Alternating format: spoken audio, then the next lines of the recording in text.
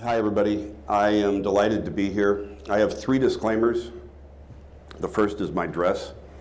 If anybody else didn't get Michael's message, failed to see it, is what I'll say, that we could be really casual, like me, like I didn't get it, then I actually changed after after he told me this morning that I could wear blue jeans. So I try to wear them as often as I can because I don't get to wear them at work very often. The second thing is, I'm really sorry to tell you that I have a cold, and it manifests itself in the form of a cough, which is really awful. So I hope I'm going to get through this without coughing, and I apologize. I've been going through bottles of sanitizer, so if I've shaken anybody's hand, I use it all the time. And the third is that, my remarks are really my remarks. I prefer you not go back to your systems and say that this is the word of Ascension Health. I tend to be a little bit more transparent, I think, than our PR department would let me be. So if it were Ascension Health's work or a word that I was putting out, it would have gone through like 9 levels of review, and I would have had to start it in June. So they're just my view. And I've been at Ascension for 8 years. I think it's important to understand, as you're processing what I say, that Ascension is only about 14 years old. I don't know that people really realize that, but 14 or so years ago, the Daughters of Charity and the Sisters of St. Joseph and St. Joseph Nazareth put their hospitals together roughly at the same time and formed Ascension. Since then, we've been so fortunate to have Alexian Brothers in Chicago, and ministry, which included St. John in Oklahoma, Via Christi in Kansas, and Marion is the name of the 3, and ministry is in Wisconsin. So there was no one doing what I do before I came, which I think is part of the struggle that we've had. If you're in a position that existed before you, and the system was used to it, I think it would have been easier. I came out of construction. My entire career is in construction, or still is in construction. I was 13 when I was first paid to do some construction, and stuck with it through all that, and graduated, was headed to law school with a political science degree, and thought I have a little bitty construction company, I like it. Excuse me. And I'm going to stay with it, and I've been doing it ever since. So, however, I don't think I'm a normal contractor in that I love design. I have more friends that are architects than contractors, which most contractors can't say, I don't think. So I really do love design. Design will be a part of what I talk about, and I think if I didn't say that, you would not get the idea that I like design. So Ascension Health, I actually had a provider over here, a vendor, who knew nothing about us. I don't know that all of you do. I hate to bore those of you who know. I don't really say a lot about it other than I said it's 14 years old. We have about 131 hospitals, a couple thousand facilities, all total, 150,000 associates, we call them. Our locations are called health ministries. Instead of the hospital in Waco or whatnot, it's a health ministry. And 15,000 beds, and so we're usually cited as the largest not-for-profit system in the country. I think it's based on beds. It wouldn't be based, Kaiser would be larger if it might be based on revenue. We're about 20 billion in size in terms of revenue. So, when Michael said, has it been 4 years, it feels like 4 years since we started this journey. I think because of the young age of Ascension, the hospitals were very embedded in their own cultures. And I get it. If I worked in a hospital in any capacity, and if I were part of a system, Trevor, I'm sorry. If I did that, I would, my whole world would be in front of me. And so I don't think I'd worry that much about what the system thinks or what the system's doing. And what we find in facilities, which is, I'm Senior Vice President of Facilities, what we find there is it's loaded with such great people that have tended to be in their hospitals, in their health ministries for a long time. I have a belief that construction people, facility people are very straightforward people, and they tend to, they tend to be very loyal and stick with where they love, and they have a very deep connection to their hospitals.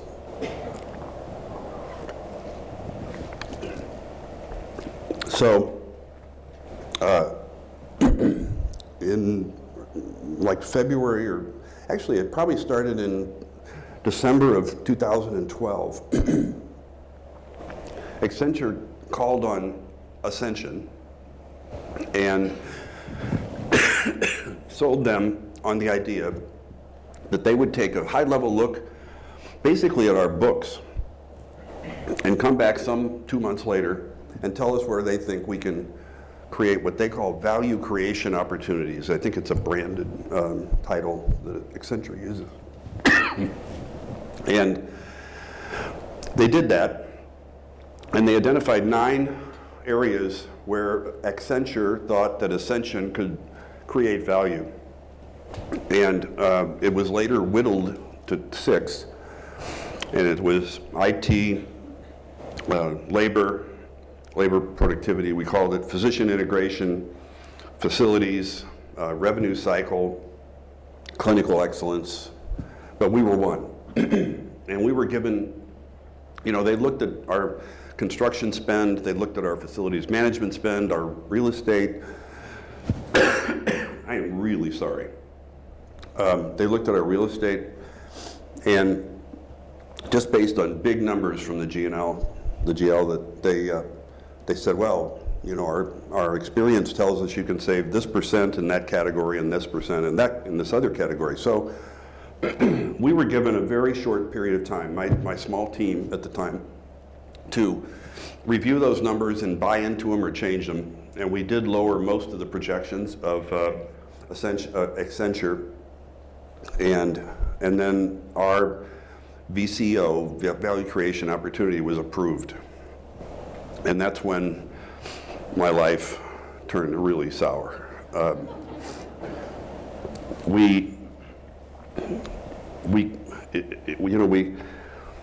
So it was centralizing, which Ascension doesn't even want to use that word. But I think everyone who hears whatever word they do want to use, we do want to use, knows what it is. And so we actually had to take, you know, let's say that we pay $300 million in rent in a year across the system. Without being able to talk to the people in facilities in the ministries, we had to confirm that amount. We had to say, yeah, we think we can save X percent, and we really didn't have very good data. I'm sure we were missing leases. We had leases that expired. There was no centralization of that. It was the same in construction, the same in real estate, and the same in energy. Those are the 4 areas. We call them work streams. Planning, design, and construction is one. Real estate is the other.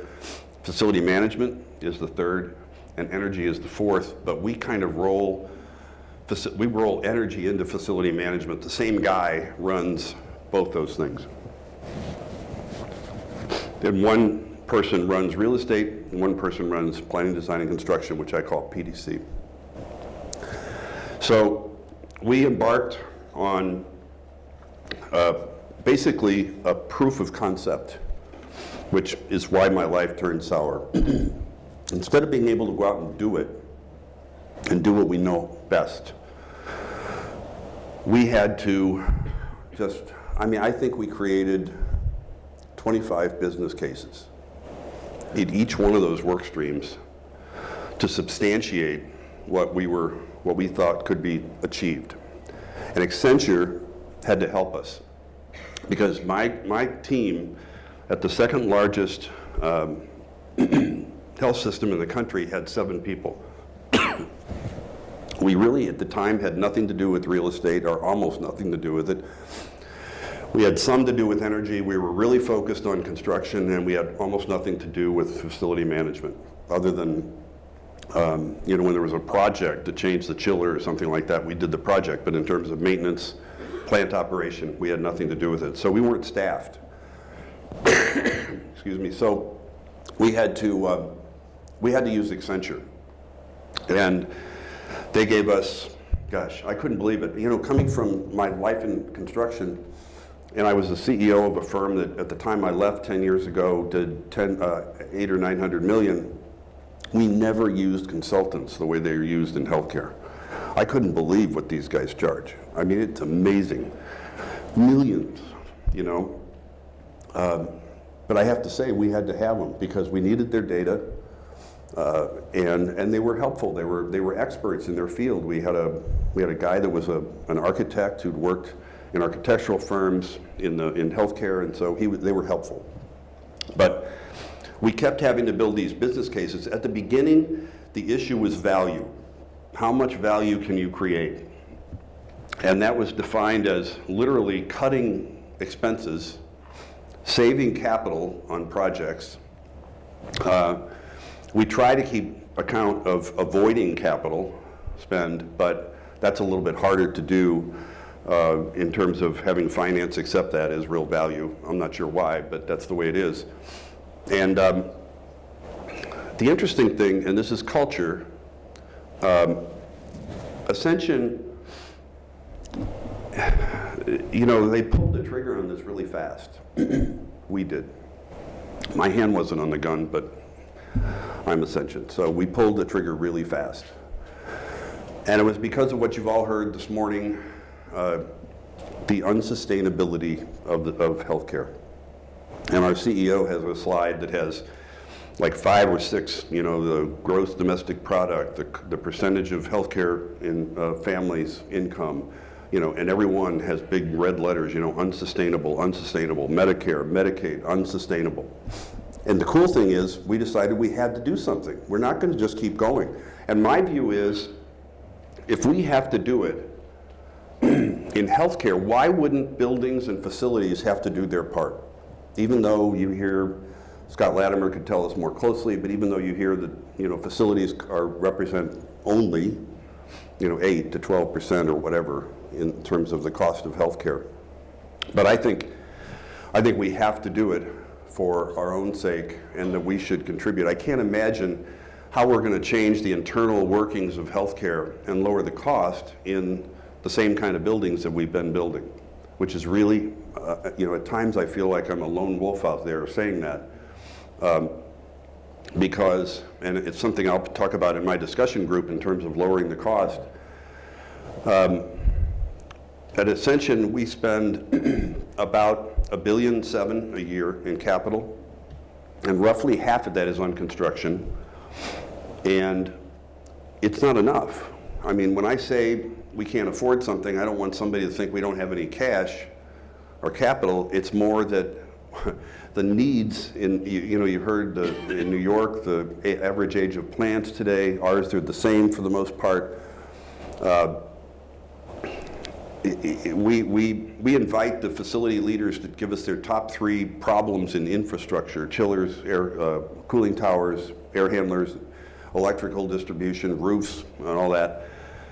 And every year, we get probably 350 projects. We're able to do about 50 because we've allocated about 55 million or 50 million to that every year. And we're whittling away at the backlog in that. But that's kind of the same ratio of major projects.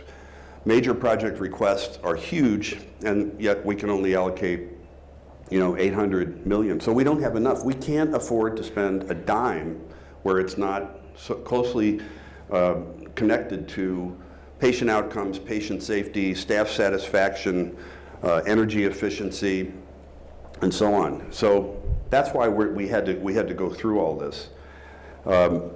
In planning, design, and construction, we looked at I'll call it 60 or so people across the country whose job was planning, design, and construction within the health ministries. And those people it might be everybody, no, it's not quite everybody, but almost all of them stayed and are becoming associates of Ascension Health. So they leave their health ministries employment, they come on Ascension Health payroll, and the cool thing is that the really top ones were elevated to regional roles, which I think was one of the really great things that came out of this, that there's a career path for some of these people that they didn't have in their hospital other than leaving the hospital and trying to find something else in another location. And so that was very touchy, changing associates. The whole thing was touchy. I started to say, and I kind of got off track, that Ascension pulled the trigger on this really quickly. What they saw was value, and our business cases across the 4 work streams were saying we could generate $270 million in savings in 5 years, within 5 years. And that was the big target. But as we got into it, and through believe it or not, my life was difficult, because from basically the beginning of 13 until really July of 14, we weren't able to hit a lick. The whole time was spent in development, in establishing governance, in planning, organizational planning, staffing, how we were going to be organized, and continuing to work on business cases. And as we did this, even though on day one I said, you know, we need the associates to become part of Ascension Health to be effective. If we outsource, if we come to the conclusion that outsourcing FM is the way to go, we're going to outsource it. So usually that means that the associates that are in facility management would go with the facility management outsource company for the most part, or almost completely. But when the rubber hit the road and we got closer and closer to those things, having to be communicated, leadership got scared. And all of a sudden, without saying anything, without being explicit, the concern for associates and the concern about adding FTEs trumped the value. We had leaders telling me, okay, so if you can save 20 million in this period on this work stream, how much can you save if you don't hire anybody new? And that just went on constantly. We didn't have the internal fortitude to make it happen. I mean, I almost said a dirty word, but if the platform is burning, we started to act like it was just smoldering, when actually it's ablaze. And we've got to do something, and we've got to do it as fast as possible. So that made our life really miserable, having to figure all that out. I mean, it's not like we could take a tech who was unfortunately going to be displaced someplace and make that person a real estate executive, or not an executive, but a real estate associate in the matter of a transfer. It doesn't work that way. And we had a limited number. So that became really difficult. We are still not at the staffing that we originally proposed. And we've had to continually ratchet down our projected savings by virtue of the FTEs that we have, and we're really short in every area. So in PDC, we took our associates in to Ascension Health. In real estate, we had 11 people across the country focused on real estate in 131 facilities. And those 131 are grouped up at the next level in 30 health ministries. So a health ministry in Indianapolis could have 20 hospitals, in Austin 15, but in Lewiston, Idaho, only 1 hospital. But they're still, each of those are still health ministries. So we advocated we need another 11 or so. We met resistance with that. So we've kind of worked through that, and now when we show them what we can earn and save, we're going to be whittling away at getting back to the staffing levels that we wanted. But the key there is that we went through a sourcing process, and we engaged Newmark, Grubb, Knight Frank, and GKF as our national real estate provider, partner. And so they're handling all the lease administration. For the first time, it's all coming together in a single repository.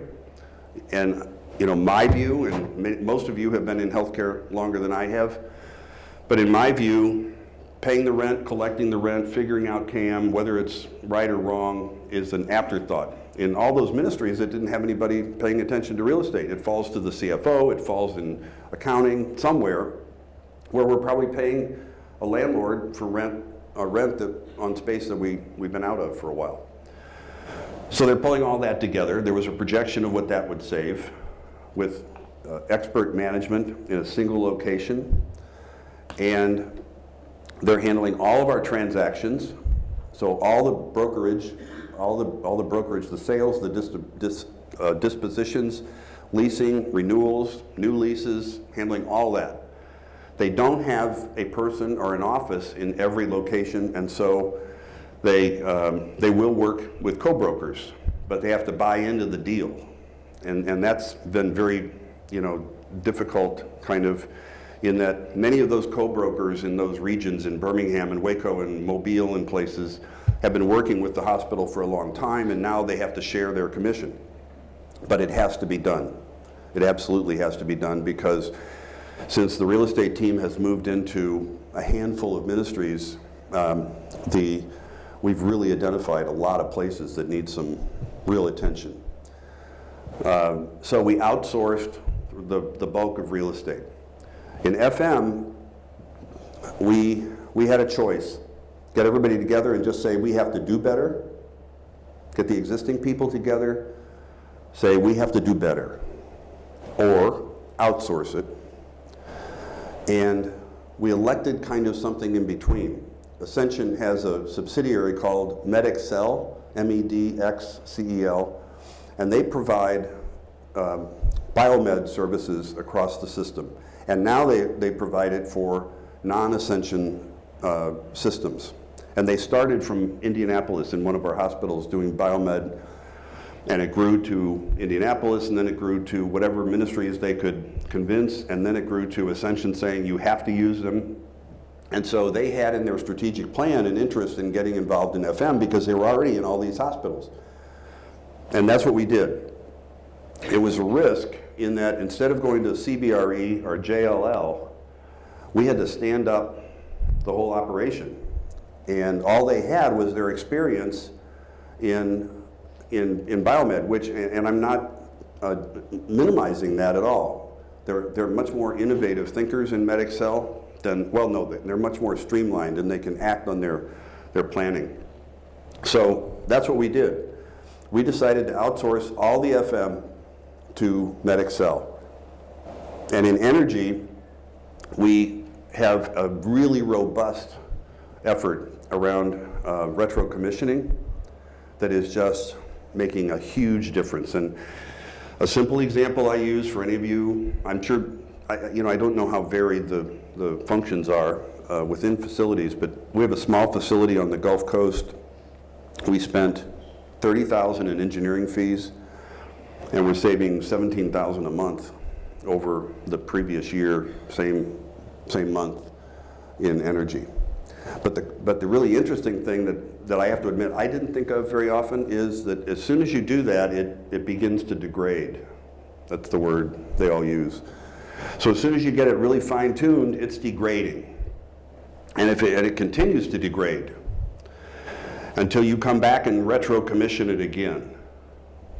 So what we've decided to do, in addition to the retro-commissioning, and in addition to this, that program I had called Facility Infrastructure Pool, the $50 million that we address the most severe issues in the system, we're talking to Accenture about what they call a fault detection process, where there will be a data center someplace in the country loaded with their engineers, and all of our BAS systems will talk to that center, and that center will be manned or staffed 24 hours a day, 7 days a week, 365 days a year.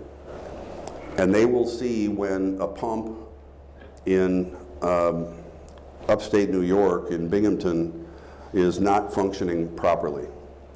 They'll see when an air handler in Pensacola is not functioning properly. And that's pretty much foolproof.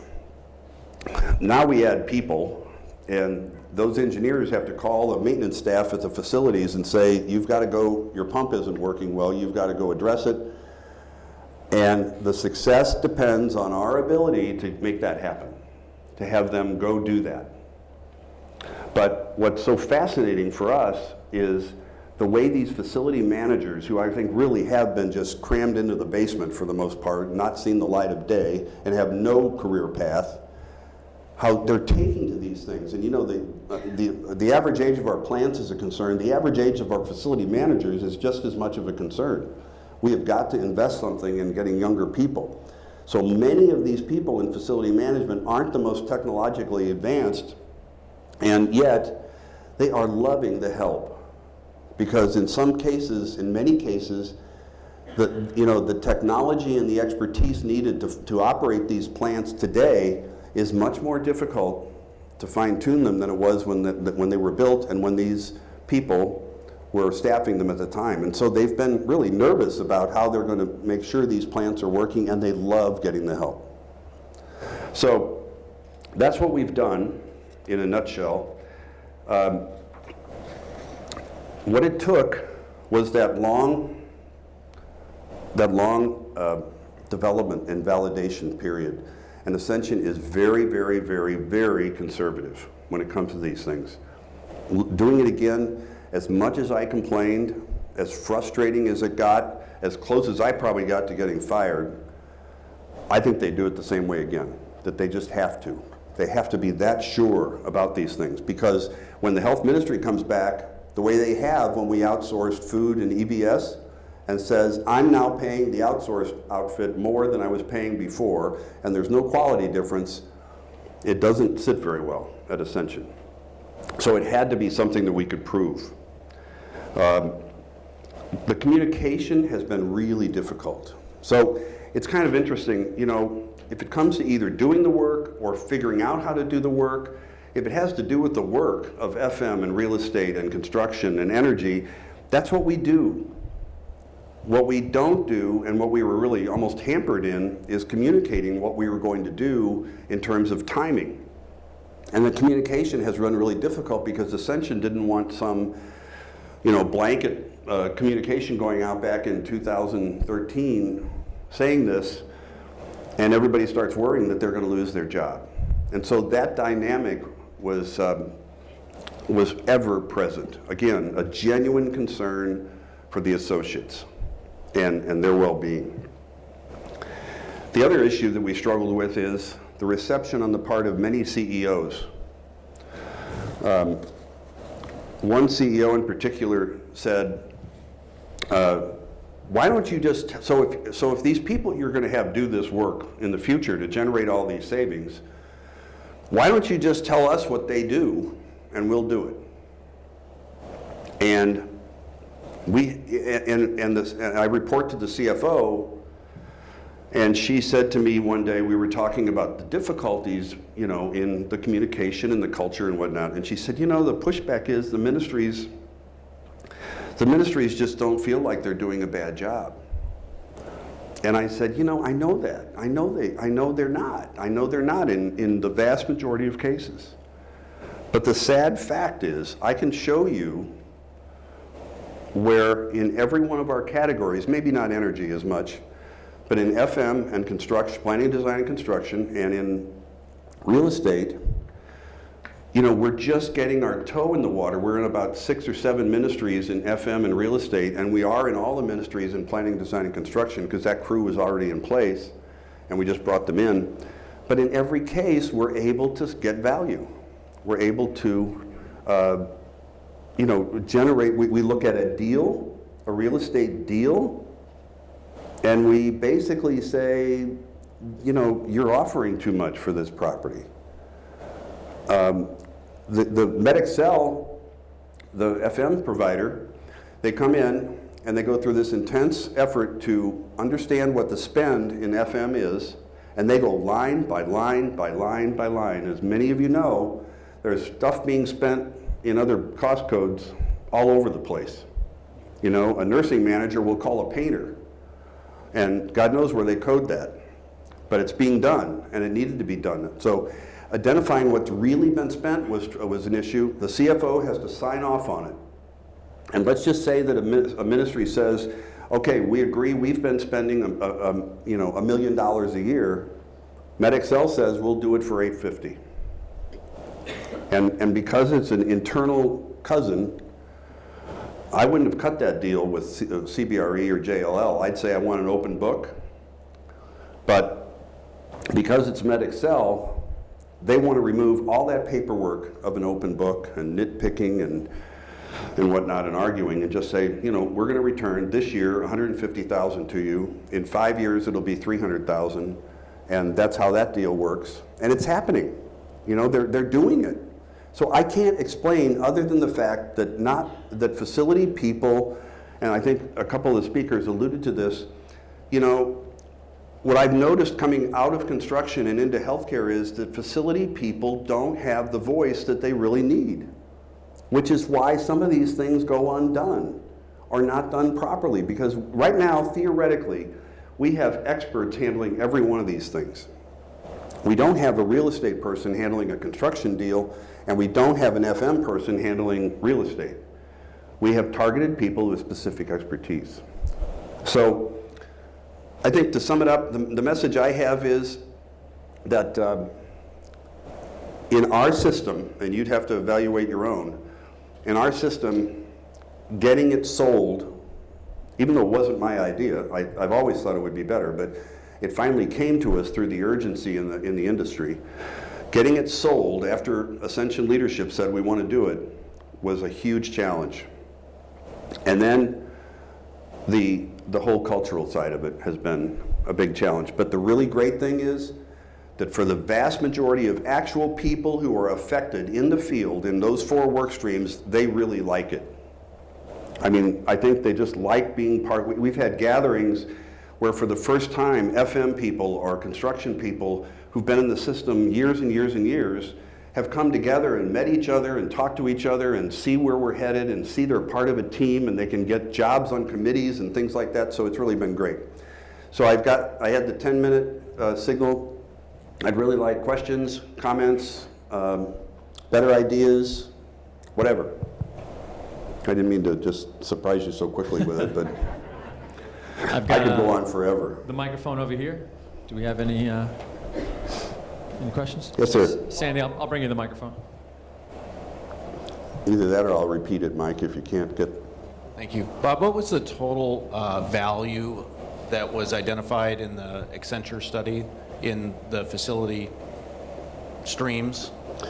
So if we ended up validating $270 million in 5 years, everything's got a projection, so every work stream, like real estate is a loser in the first year because of the people that had to be hired and other issues, and the fact that we can't just go into every single lease immediately. We have to wait until leases expire or do some kind of early negotiation. But if we said $270 million across the work streams, I would say Accenture's numbers were over 300, maybe 325 or something like that. Is that what you meant? Yeah.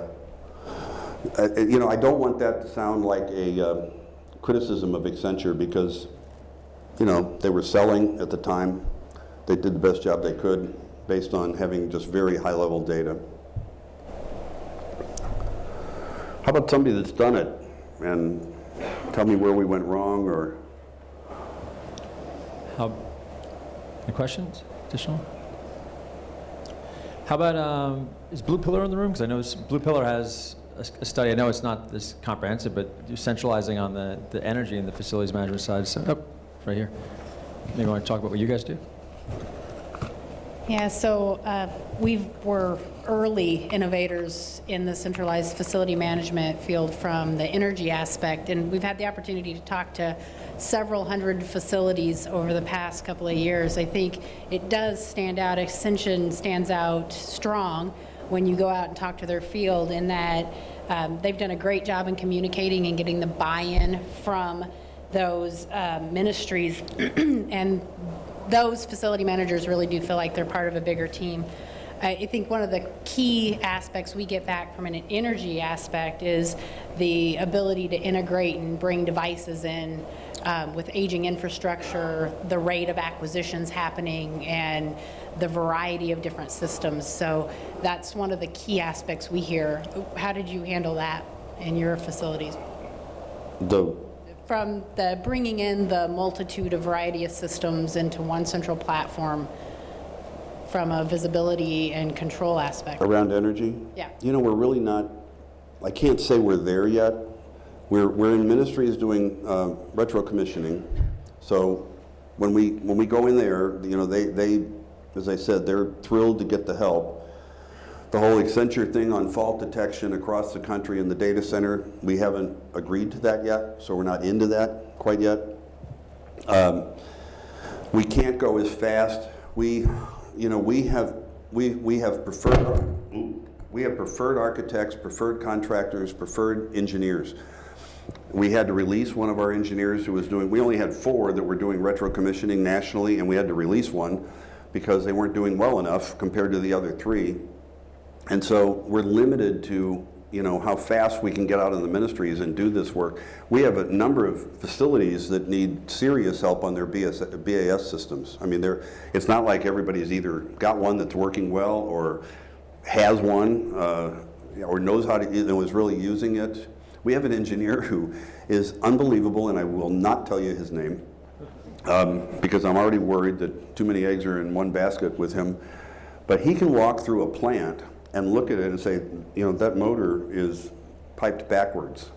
And it's been that way forever, you know, or he is just amazing. And that's what I was telling Dino from Siemens, that anybody who works with us in this area is measured against that firm and their ability to just deliver tons of value. I mean, they're so good. Our group is so small that we have to treat these providers as partners. We have to treat them as extensions of us. If it's purely transactional and they're not functioning in our best interest, even if it's not in their best interest, you know, it's not going to survive. So we need firms that really buy into the mission, buy into what we're trying to do. Bob, Scott? yeah.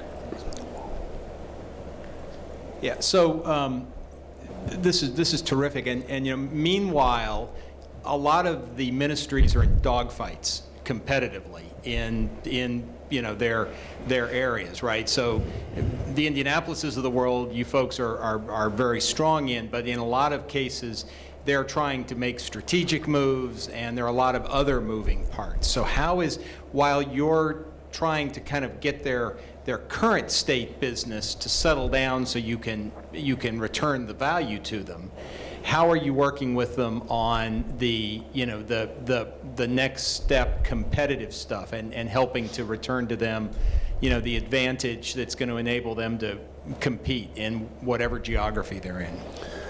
Well, you're right. You know, I think what we've seen is, and there was some talk about consolidation this morning by another speaker, what we've seen is that we can see a real difference in a ministry where we are not dominant in the region.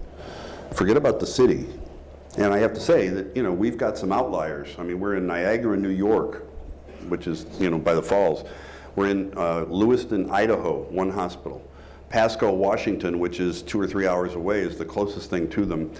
And one of the things I think that Ascension's leadership and strategy has determined is, you know, to be effective across the board in the continuum, we have to have a regional presence. That standalones are really having a tough time.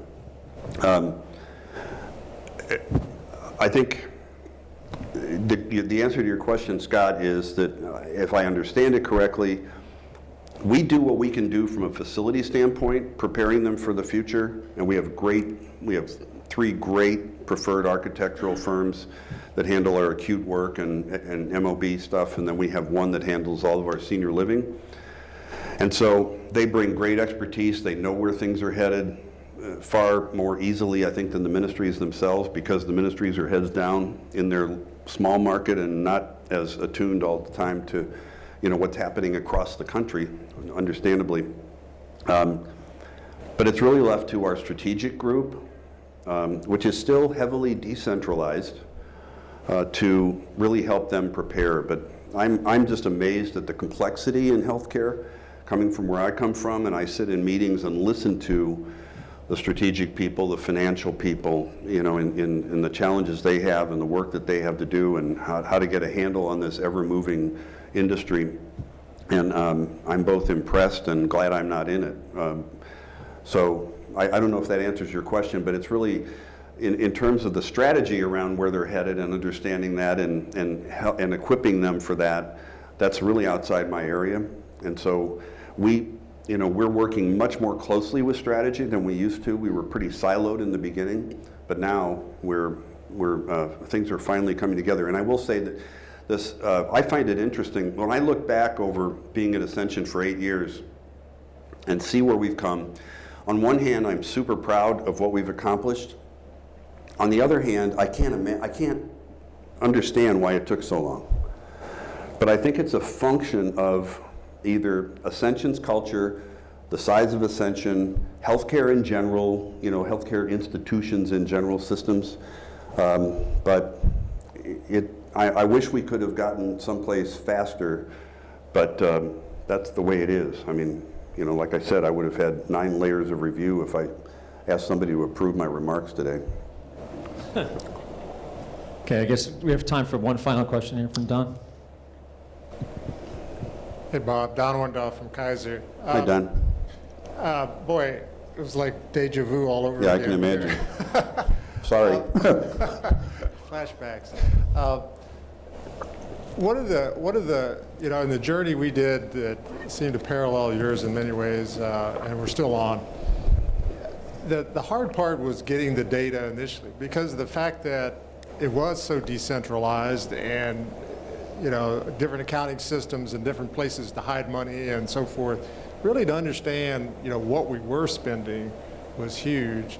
We too went with a consultant, spent a ton of money, and got data, and then the data was immediately rejected because obviously the consultant didn't understand. So, you know, the culture trumps strategy every time, right? I mean, Yep. so that's kind of, the other piece was, you know, good industry benchmarks. We seem to really struggle with finding those and having the ability to compare, really no kidding, apples to apples with industry to say where the opportunities really were, and therefore to make those hard investments and so forth. You maybe talk a little bit about how you approached benchmarking and how valuable that was to you. Yeah, thank you for that. You know, it is so difficult. I think we're not trying to perfect the benchmarks in the industry. I think we're working really hard on perfecting them within our own system that we control.